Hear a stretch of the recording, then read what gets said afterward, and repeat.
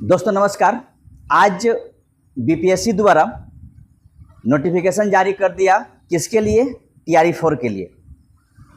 हम यहाँ पर आपको पूरी नोटिफिकेशन के बारे में बताएंगे, डिटेल बताएंगे, एक एक पॉइंट को यहाँ डिस्कस करने जा रहे हैं। आप पूरे वीडियो में बने रहिए। और कब फॉर्म भराएगा, कब कितना फी लगेगा, किसको कितना एज क्या है, आयु सीमा क्या है, इन सारे विषय पर चर्चा की जाएगी। खासकर आप लोग पूरे वीडियो को देखेंगे। एक ही वीडियो में जितने भी आपके सवाल होंगे सबका सब यहाँ पर समाप्त हो जाएगी। तो सवाल जो भी हो सारा का सारा प्रॉब्लम सॉल्व किया जाएगा। आप इसको पूरे वीडियो को देखेंगे। चलिए हम लोग चलते हैं और देखते हैं कि तारीख आज है 18 तारीख। देखिए आज का डेट है 18 तारीख। और इसमें कुल जो टीआरई 4 की वैकेंसी है, यानी टीआरई 4 की जो वैकेंसी है, वो कुल जो सीटें हैं वो है आपका 32,388 पद के लिए वैकेंसी है। इसको ऑनलाइन करने के लिए आपको दिया गया है कि आपको इसके ऑनलाइन करना है। ऑनलाइन कहाँ से करना है? तो ये इनका वेबसाइट है bpsc.bihar.gov.in। यहाँ पर सारे डिटेल दिया गया है, आप इसको देख सकते हैं। अब देखिए यहाँ पर सबसे पहले क्या है, वर्ग 1 to 5 का कुल सीटें कितनी? 3847 पद ये दिया हुआ है। आप इसे अगर देखना चाहें तो डिटेल रूप से यहाँ पर देख सकते हैं कि सामान्य वर्ग के लिए कितना सीट दिया गया है। तो सामान्य वर्ग के लिए जो सीटों की संख्या है वो इस प्रकार है। आप देखिए इसे कि सामान्य वर्ग के सीटों के सामान्य के लिए कितना है? 1224 सीटें, उर्दू के लिए 108 सीटें, बांग्ला के लिए 3 सीटें और कुल मिलाकर 1335 सीटें। अगर इसको पूरा देखा जाए तो आपको यहाँ पर दिखाई पड़ेगा कि जो कुल सीटें हैं 1 to 5 का। ठीक, इसका जो वेतनमान दे रखा हुआ है ये यहाँ पर है 2500 रुपया, यानी 25,000 रुपया वेतनमान। इसके बाद अन्य भत्ते दिया जाएगा। हम 6 to 8 की बात करें तो 6 to 8 में कुल सीटों की कुल सीट कितना है? तो 8563, यानी 8563 कुल सीटें हैं। जिसमें से इसमें अनेक सा विषय है। कौन कौन सा विषय है इस पर भी चर्चा करेंगे। देखिए यहाँ पर मिडिल क्लास में यानी मध्य विद्यालय में जो आप टीचर बनेंगे उसमें से मुख्यतः जो मुख्य टीचर जो बनते हैं वो क्या है? गणित विज्ञान एक है, सामाजिक विज्ञान एक है, हिंदी है और नीचे अंग्रेजी भी है। तो गणित में कितना सीटें, यानी यहाँ पर टोटल सीट देखिए कितना है? 2188 सीटें। इसके बाद सामाजिक विज्ञान में कितना? 1190 सीटें। हिंदी में कितना? 1096 सीटें। और अंग्रेजी में कितना सीटें हैं? 1929 सीटें हैं। ठीक है, तो इस प्रकार करके जो सीट है वो यहाँ पर दिया हुआ है। आप इतना वैकेंसी, कुल सीटों की संख्या इतनी है। और आगे बढ़ते हैं, जो मेन पॉइंट है उसको हम डिस्कस करने जा रहे हैं। आप इसको देखते रहिएगा। देखिए क्या क्या यहाँ पर बातें आ रही खुलकर। तो इसके बाद संस्कृत में कुल सीटों की संख्या 1225 सीटें, उर्दू में 335 सीटें, सब मिलाकर यहाँ पर 8563 सीटें हैं। जो कि बैकलॉग के लिए 2569 सीट भी है। इसको आप देख सकते हैं। ठीक, अगर हम 9-10 की बात करें तो 9-10 में कुल सीटों की संख्या, कुल पदों की संख्या कितनी है? तो कुल पदों की संख्या है 3877, 70 सीटें हैं।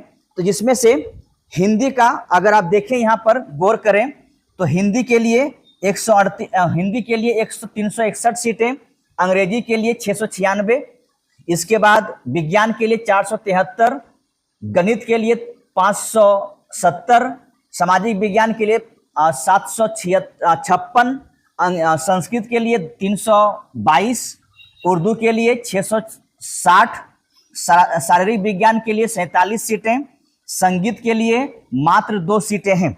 कुल सीटों की संख्या 3870, जो कि 923 सीटें, 972 सीटें जो है वो आपका बैकलॉग के लिए भी होगा। इस प्रकार अगर हम 11-12 की बात करें तो 11-12 में कुल पदों की संख्या जो कि साफ साफ यहाँ पर सबसे अधिक सीटें 11-12 में ही है, यानी 16,101 सीटें।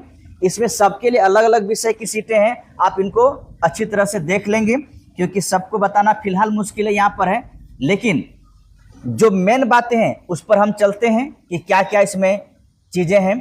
तो देखिए जो हम लोग को जो जानना है उसमें मुख्यतः यहाँ पर ये है कि आपकी क्या क्या मतलब योग्यता होनी चाहिए। तो योग्यता के तौर पे यहाँ पे देखिए साफ साफ लिखा हुआ है कौन भर सकते हैं। पहली बात तो है कि भारत का नागरिक भरिए, कोई दिक्कत नहीं है। इसके बाद जो भी एनसीटीसी द्वारा समय समय पे जो गाइडलाइंस जारी किया गया है उसके अनुसार होना चाहिए। इसके बाद शिक्षक पात्रता परीक्षा यानी राज्य सरकार हो या केंद्र सरकार हो, यानी सीटेट हो, ठीक है, सीटेट हो या बीटेट हो या एस्टेट हो, ये आपका होना चाहिए। जिसमें से साफ साफ देखिए 1 to 5 के लिए कहा गया सीटेट 1 और बीटेट पेपर 1 पास होना चाहिए। मध्य विद्यालय के लिए कहा गया सीटेट 2 पास होना चाहिए या बीटेट 2 पास होना चाहिए, या में दिया हुआ है, ये दोनों पास नहीं करना, एक ही पास करना है। इसके बाद हम जब उच्च माध्यमिक में जाते हैं, सॉरी इससे पहले हम माध्यमिक स्तर पे जाते 9-10 में जाते हैं, तो आपको एस्टेट यानी एस्टेट आपको पेपर 1 पास करना पड़ेगा, और अगर हम +2 स्कूल में जाएंगे तो एस्टेट 2 पास करना पड़ेगा, तभी हो पाएगा, नहीं तो फिर नहीं हो पाएंगे। ठीक है, चलिए आगे बढ़ते हैं हम, और इसमें कुछ बातें और हैं। जो अभी एस्टेट के जो वैकेंसी आया हुआ है, एस्टेट के लिए जो अभी एग्जाम होगी, जिसका फॉर्म भरा जा रहा है, उनके लिए बहुत बड़ी अपॉर्चुनिटी है। ध्यान रखिएगा क्या कहा जा रहा है, उसको ध्यान से पढ़िए। कहना ये चाह रहे हैं कि वैसे अभ्यर्थी जो शैक्षणिक योग्यता धारित करते हों एवं शिक्षक प्रशिक्षण पूरा कर लिए हों तथा माध्यमिक शिक्षक पात्रता परीक्षा एस्टेट 2026 में सम्मिलित होने वाले हैं, वे सभी विद्यालय अध्यापक के पद पर नियुक्त हेतु आवेदन दे सकेंगे, बशर्ते उन्हें प्रारंभिक परीक्षा से पूर्व एस्टेट 2026 का उत्तीर्ण होना आवश्यक है। मोटा मोटी आप ये समझेंगे, कहने का मतलब ये है कि यदि आप इस बार यानी एस्टेट 26 दे रहे हैं, 2026 दे रहे हैं, तो आपको यानी जो आप फॉर्म भरने के एलिजिबल हो जाएंगे TRE 4 के लिए, अपेयरिंग में फॉर्म भरने दिया जा रहा है आपको। लेकिन ध्यान रखिए इस बात को लेकर कि अगर आपका PT एग्जाम से पूर्व यानी BPSC TRE 4 कि PT एग्जाम से पूर्व आप एस्टेट पास हो जाइएगा, उसका प्रमाण पत्र आपको जारी करना पड़ेगा, नहीं तो आपका एडमिट कार्ड जारी नहीं किया जाएगा। ठीक है, उन्हें ऐसी परीक्षा में भाग लेने के प्रमाण अथवा एडमिट कार्ड एवं परीक्षा फल सहित माध्यमिक पात्रता परीक्षा एस्टेट 2026 में सभी आवश्यक प्रमाण पत्र के मूल प्रति आयोग के द्वारा सत्यापन हेतु मांगे जाने पर ससमय उपलब्ध कराना होगा, और सत्यापन उपरांत उनकी अहर्ता मान्य होगी। यानी कहने का मतलब है कि आपको कभी भी मांग सकते हैं, जब भी मांगेंगे BPSC तो उनको आपको जमा करना पड़ेगा। मोटा मोटी समझेंगे कि इस बार एस्टेट है, एस्टेट आप पास कीजिए, आराम से पास कीजिए, कोई दिक्कत नहीं है। एस्टेट पास करेंगे और उसके बाद आप फॉर्म तो भर ही लीजिएगा, लेकिन एस्टेट पास करना बहुत जरूरी है। आप फॉर्म भरने में एस्टेट पास नहीं कर पाते हैं तो आपका एडमिट कार्ड जारी ही नहीं किया जाएगा, ये बात ध्यान रखिएगा। ठीक है, चलिए अब इसमें क्या है कि एस्टेट पास करने के लिए जो यहाँ पे अहर्ता है वो आपको पहले बता चुके हैं, इसमें बताने वाली यहाँ कुछ बातें नहीं है। तो आगे हम लोग बढ़ते हैं और देखते हैं आगे क्या बातें हैं। जो मुख्यतः हम लोग जानना इस बात के लिए है कि कौन कौन इसमें, दूसरी बात ये भी है कि क्या क्या कैसे कैसे फॉर्म भरा जाएगा, और दूसरा बात देखिए यहाँ पर ये कहा गया है कि जो NIS से जो विद्यार्थी हैं, जो कहने का मतलब है प्रॉब्लम चल रहा था, तो यहाँ पे ये कहा गया माननीय सर्वोच्च न्यायालय के आदेश के आलोक में NIOS द्वारा प्रदत्त 18 महीने का DLED की उपाधि मान्य होगा। वैसे शिक्षक जो दिनांक 10/8/17 के पूर्व से कार्यरत हैं, उनकी 18 माह की DLED की डिग्री मान्य होगी। यानी आप ध्यान रखेंगे जो NIOS से DLED कर रखे हुए हैं वो भी फॉर्म भर सकते हैं, कोई दिक्कत नहीं है। इस बार फॉर्म भरने के लिए आपको दिया गया, TRE 3 में दिया नहीं गया था, इस बार फिर से दे दिया गया। ठीक, आगे बढ़ते हैं। देखिए यहाँ पर ये कहा गया है कि 6 to 8 के लिए कौन कौन फॉर्म कैसे टीचर बनेंगे, तो आप गणित विज्ञान का बनिएगा, सामाजिक विज्ञान का बनिएगा और भाषा का बनिएगा। ठीक, आगे बढ़ते हैं। और आगे यहाँ पर एक बात है और ध्यान रखिएगा, यहाँ पर बातें तो बहुत कुछ है तो इसको भी हम लोग, अच्छा हाँ, अब ये भी यहाँ पर कहा गया है कि अगर आप DLED किए हुए हैं, DLED कहाँ से किए हुए हैं, DLED अगर आप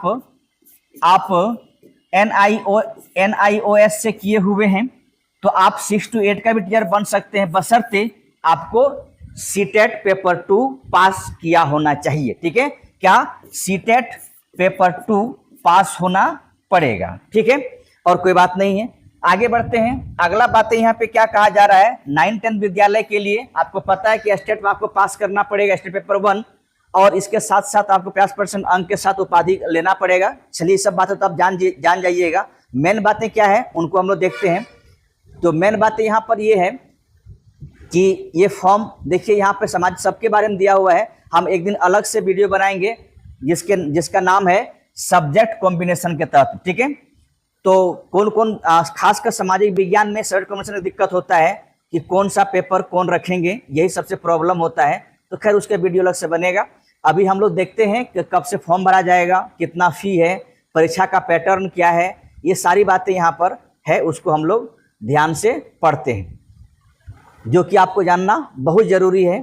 और देखिए सबसे बड़ी बात यहाँ पर यह आ गया कि परीक्षा का पैटर्न क्या होगा, हम लोग उसको देखते हैं। तो पैटर्न क्या होगा, देखिए साफ साफ का चयन प्रक्रिया में क्या है कि आपको पीटी और मेन दोनों लिया जाएगा, ये ध्यान रखेंगे। देखिए यहाँ पे प्रारंभिक परीक्षा और मुख्य परीक्षा, इसके आधार पर चयन किया जाएगा। प्रारंभिक परीक्षा में सफल उम्मीदवार से मुख्य परीक्षा के लिए अलग से आवेदन आमंत्रित किए जाएंगे। प्रारंभिक और मुख्य परीक्षा में आवेदन में दी गई सूचनाओं में भिन्नता होने की स्थिति में आवेदक को मुख्य परीक्षा में सम्मिलित होने से वंचित किया जा सकता है।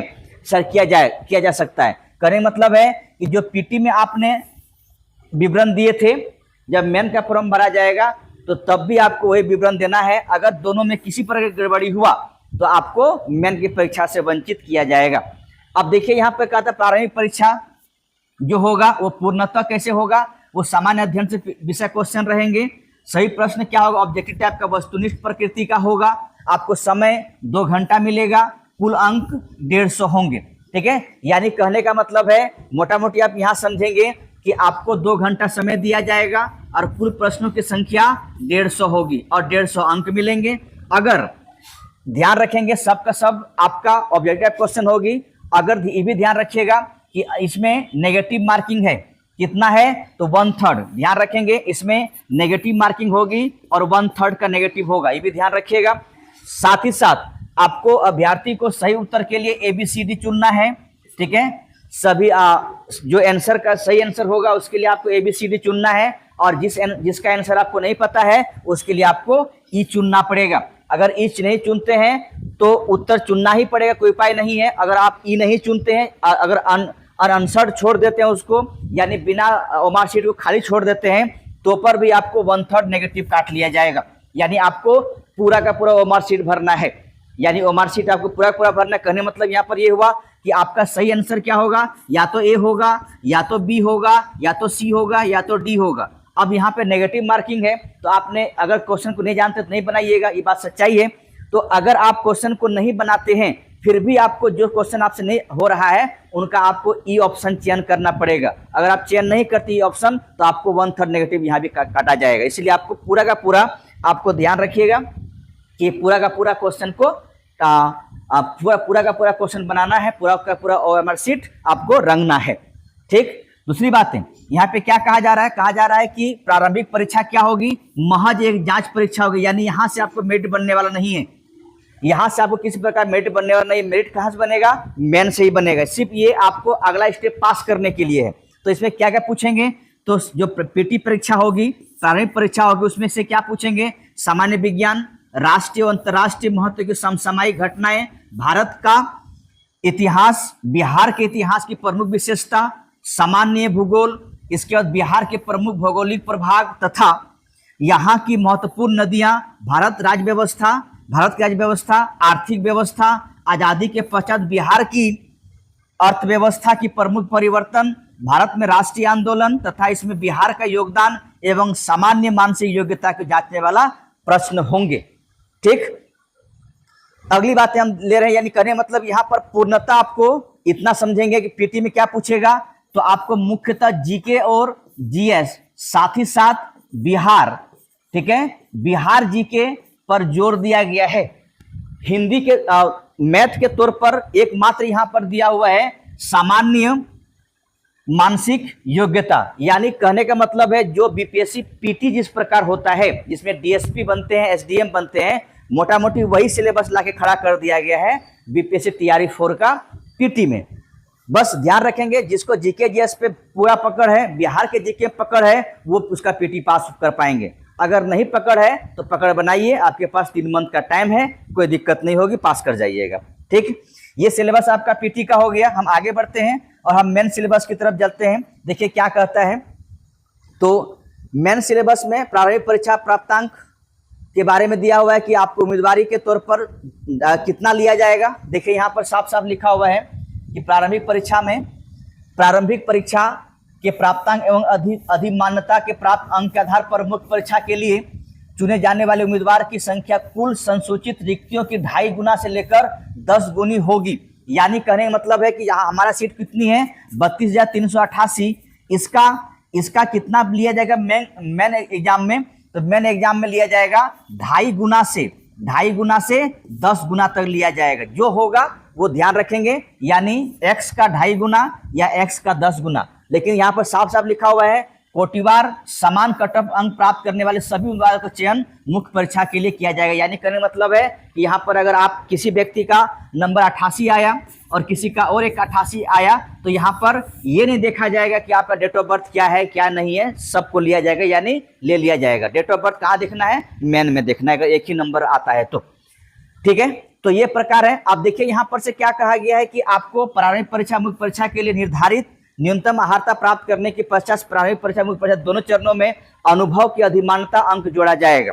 ठीक, अब यहां से मुख्य परीक्षा के बारे में आगे डिस्कस किया गया है, यानी जो मुख्य परीक्षा में वही सिलेबस है, ध्यान रखिएगा। जो विद्यार्थी पहले से एग्जाम दिया हुआ है उनके लिए कोई दिक्कत नहीं होगी कि मुख्य परीक्षा में क्या क्या सिलेबस है। मुख्य परीक्षा में सिलेबस क्या है, वही जो 1 to 5 का जो सिलेबस था, यानी भाषा 30 नंबर का और सामान्य अध्ययन 120 नंबर का। ठीक है, अगर हम पेपर 2 यानी 6 to 8 में जाते हैं, आपको समय कितना दिया जा रहा है, 2.5 घंटा, कुल प्रश्न 150। तो पेपर 2 में 6 to 8 में क्या है, भाषा 30 नंबर का और 40 नंबर का जीके जीएस और 80 नंबर का आपका विषय के लेकर होगा, यानी यहाँ पर 3 भाग और 1 to 5 में 2 भाग। यानी जो पहले से एग्जाम दे रखे हुए हैं वही एग्जाम यहाँ पर मेन में दे दिया गया है कि जो पहले सिलेबस था, बस पीटी में क्या कर दिया है कि आपको जीके जीएस डाल दिया गया है। ठीक है, और कोई बात नहीं है।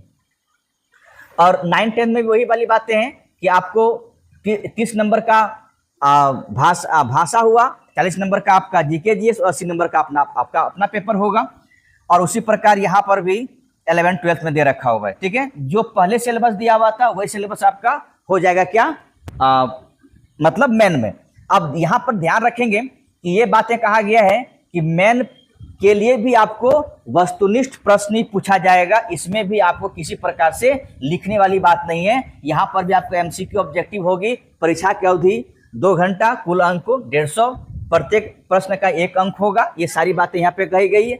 इसके बाद मुख्य परीक्षा के गलत उत्तर के नकारात्मक अंकन या नेगेटिव मार्किंग भी किया जाएगा, और इसकी कितना होगा, 1/3 नेगेटिव मार्किंग के। यानी कहने का मतलब है कि पीटी में भी नेगेटिव, ठीक है, और मेन में भी नेगेटिव होगा। और कितना नेगेटिव होगा, 1/3 नेगेटिव होगा। यानी आप अगर जानते हैं क्वेश्चन तो टिक करेंगे, नहीं जानते हैं छोड़ दीजिएगा, क्योंकि 1/3 नेगेटिव बहुत बड़ी नेगेटिव होता है। अब इसमें इतना तय रखिएगा कि इस बार कटअप कम जाएगी, इतना तय है। जहां नेगेटिव होता है तो कटअप कम हो जाता है, ये बात सच्चाई है।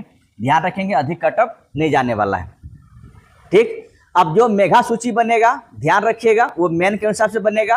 और वही वाली बात है कि अगर एक ही नंबर आता है, दो व्यक्ति का एक ही नंबर आता है, तो मेन में क्या होगा कि भाग 2, ध्यान रखेंगे कि सफल विद्यार्थी मेगा जो तैयार किया जाए, भाग 2 में सामान्य अध्ययन प्राप्तांक समान होने की स्थिति में भाषा भाग 1 विषय के प्राप्तांक अनुसार मेगा क्रम निर्धारित होगी। भाषा अर्थ भाग 1 विषय में सही से भी प्राप्तांक समान होने पर स्थिति में उम्र तथा उम्र की समानता होने पर देवनागरी लिपि वर्णमाला के अनुसार नाम वाले उम्मीदवार को वरीयता दी जाएगी। अब इसको समझिए सही तरीके से। कहना क्या चाह रहा है, कहना ये चाह रहा है कि यदि किसी व्यक्ति ए का नंबर 88 है और बी का नंबर भी 88 है, किसको लिया जाएगा मेन, मतलब मेरिट कैसे बनेगा।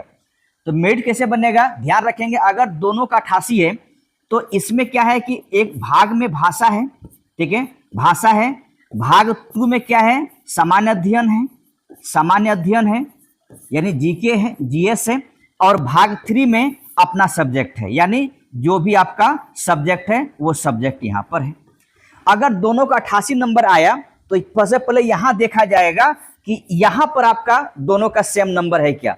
अगर दोनों का यहाँ पर भी सेम नंबर हो गया तो भाषा में देखा जाएगा कि भाषा देखा जाएगा कि भाषा में किसका ज्यादा नंबर है, उनको प्रीफर किया जाएगा।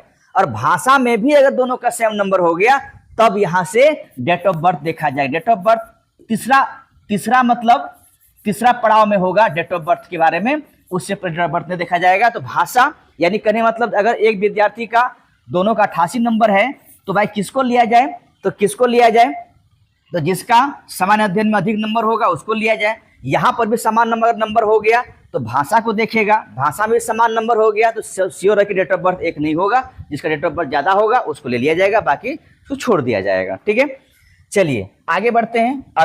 अगला यहाँ पर बातें क्या कहा गया उसको देखते हैं हम लोग।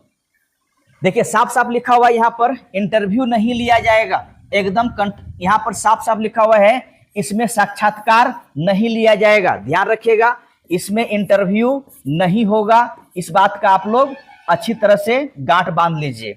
इंटरव्यू नहीं होगा, ध्यान रखेंगे, इंटरव्यू नहीं होगा, साफ साफ लिखा हुआ है साक्षात्कार नहीं होगा। ठीक है, इसीलिए डरना नहीं है, इंटरव्यू नहीं देना है आपको। ठीक है, दूसरा बात, जब भी आप फॉर्म भरते हैं तो 38 जिला का विकल्प दिया गया है, 38 जिला का विकल्प आपको देना पड़ेगा ताकि आप कहीं पर भी छूटे नहीं, कोई जिला छूटे नहीं, जिस जिला में अधिक संख्या होगा वहां पे आपको ले लिया जाएगा। ठीक है, आगे बढ़ते हैं। अन्य निर्देश को छोड़ते हैं जो हमारे काम के लिए उसके लिए है। आरक्षण की जो बातें किया गया है वो यहाँ बिहार के निवासी है तो आपको जाति प्रमाण पत्र, अस्थायी निवास, मूल प्रमाण पत्र सब देना पड़ेगा, क्रीमी सब देना पड़ेगा। लेकिन ध्यान रखिएगा आरक्षण की दावा करने वाली विवाहित महिलाओं की जाति, अस्थायी निवास और क्रीमी सहित रहित प्रमाण पत्र उनके पिता के नाम पर, नाम पति के अस्थायी पता के निर्गत होना चाहिए, ना कि उनके पति के।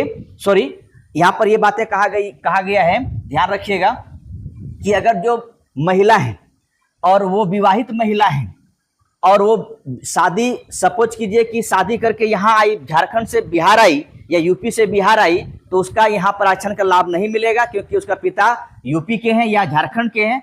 उन्हीं को लाभ दिया जाएगा जिसका पिता बिहार में है, जिसका पिता का डोमिसाइल बिहार में है उसी को लाभ मिलेगा। पति के नाम से उनका कोई लाभ नहीं मिलेगा, ध्यान रखेंगे, पिता के नाम से मिलेगा। अब इसमें बहुत कुछ चालाकी करते हैं, ध्यान रखिएगा कि पिता के जगह में पति और पति जगह हम पिता कर देते हैं, क्योंकि अभी भी कल की मामला है, देखे होंगे कि खगड़िया में एक महिला ऐसे ही की है कि पति के नाम जो है वो पिता के नाम में भर के नौकरी कर रही थी और अभी तक 22 साल से नौकरी वो कर ही रही थी, 2005 से कर रही थी। अब देखिए यहाँ पर क्या है कि आपको जो ऑनलाइन का कोड दिया हुआ है वो कोड यहाँ पर दिया हुआ है, इस कोड को आप लोग ध्यान रखेंगे और इसके ऑनलाइन कीजिएगा। ऑनलाइन करने में कोई दिक्कत नहीं होना चाहिए, ऑनलाइन में ठीक ठाक से भरिएगा फॉर्म। गलती होगा तो आप ही समझिएंगे, क्योंकि फिर ऑनलाइन करने वाले जो व्यक्ति होंगे वो कोई रिस्पॉन्सिबल लेता नहीं है, कहेगा आपको दिखा के हम फॉर्म भरे हैं, गलती होगा तो भुगतना आप ही को पड़ेगा। इसलिए विज्ञापन को सही से पढ़िएगा और विज्ञापन पढ़ने के बाद ही आप फॉर्म को फिल करेंगे, नहीं तो कुछ गलतियां रह जाएगी तो आप ही को बाद में भुगतना पड़ेगा। देखिए यहाँ फॉर्म भरने का डेट आपको दिया हुआ है, अच्छा से देख लीजिए। फॉर्म भरने डेट है 1 सितंबर, ठीक है, 1 सितंबर 2026 से फॉर्म भर सकते हैं। और अंतिम फॉर्म भरने का डेट दिया हुआ यहाँ पर 30 सितंबर तक। लेकिन ध्यान रखिएगा भुगतान करने का अंतिम तिथि है 29 सितंबर तक ही, यानी आप फॉर्म सबमिट 30 तक कर सकते हैं लेकिन पेमेंट आप 29 तक ही करेंगे। ठीक, ऑनलाइन आवेदन के में माध्यमिक शिक्षक पात्रता परीक्षा स्टेट रिजल्ट कार्ड नंबर के स्थान पर BSEB यूनिक ID नंबर भरेंगे, यानी आप स्टेट का आप फॉर्म भरे, स्टेट का आप क्या बोला जाए कि आपके पास जो रिजल्ट कार्ड है उसमें देखिएगा वहां पर आपको एक नंबर मांगेगा, कार्ड नंबर मांगेगा, वहां पर आप क्या भरिएगा BSEB यूनिक ID नंबर भरेंगे और जो तिथि होगा उसमें तिथि देख के लिखा होगा अपने आप, उस तिथि को यहाँ पर डाल देना है। गलती मत कीजिएगा। अगर सीटेट वाले उम्मीदवार हैं तो उसमें सीरियल नंबर जो लिखा होगा उसको और निर्गत कब किया गया उसका तिथि भरिएगा। ठीक है, गलती कुछ नहीं कीजिएगा, एक बार फॉर्म को सही से पढ़ के आपको देखना है। ऐसा नहीं है कि जल्दीबाजी फॉर्म नहीं भरना है, अच्छा से फॉर्म भरेंगे। ओटीआर जो फाइल किए हुए हैं ध्यान रखिए, ओटीआर फाइल करना है, इसके लिए एक दिन अलग से वीडियो बनाते हैं ओटीआर वाला। ठीक है, क्योंकि समझने थोड़ा मुश्किल हो जाएगा, ओटीआर के लिए बहुत ज़्यादा प्रॉब्लम है, बहुत ज़्यादा मतलब इसमें चीज़ें चाहिए ओटीआर के लिए। तो और कोई बातें यहाँ पर नहीं है। ठीक है, जो भी बातें हैं, आपका जो भी योग्यता है वो 10वीं के या 10वीं 12वीं में जो जानकारी दे रखा है स्कूल में, उस आधार पे भरेंगे। फोटो सही भरिएगा, हस्ताक्षर सही करेंगे, प्रोफाइल लॉक करेंगे, सब कुछ करना आपको है। अच्छा से फॉर्म भरना है। पेमेंट की जो बात आएगी, पेमेंट आप करेंगे, पेमेंट कितना लिया जा रहा है, पेमेंट की बातें कहीं न कहीं होगा जरूर। अगर नहीं है तो सरकार आपको पता है 100% ले रहा है। हाँ, पेमेंट की बातें कहीं नहीं किया यहाँ पर, या कहीं होगा देख लीजिए, मेरे दिमाग से यहाँ उतर रहा है। पेमेंट के बारे में कुछ नहीं है, तो आप लोग ये पूरा पेमेंट के बारे में यहाँ पर दिया तो है, लेकिन कितना पेमेंट करना है ये कहीं दिया हुआ नहीं है। ठीक है, तो आप इसको देख लेंगे वहाँ पेमेंट कितना कट रहा है, बाकी कुछ नहीं है। तो आप चलिए, हम लोग एक दिन अलग से वीडियो बनाते हैं। किसके लिए बनाते हैं, तो बनाएंगे हम लोग सब्जेक्ट कॉम्बिनेशन के लिए। ध्यान रखेंगे, सब्जेक्ट कॉम्बिनेशन के लिए एक वीडियो अलग से बनेगा। ध्यान रखेंगे, ओटीआर फाइल कैसे किया जाएगा इसका वीडियो एक दिन अलग से बनेगा। ठीक है, और पढ़ना क्या है, मुख्यतः पढ़ाई कैसे करना है, ये पढ़ाई संबंधित एक दिन अलग से वीडियो बनेगा। तो चलिए हम आज यहीं रुकते हैं, फिर मिलते हैं किसी और दिन। धन्यवाद, जय हिंद, जय भारत।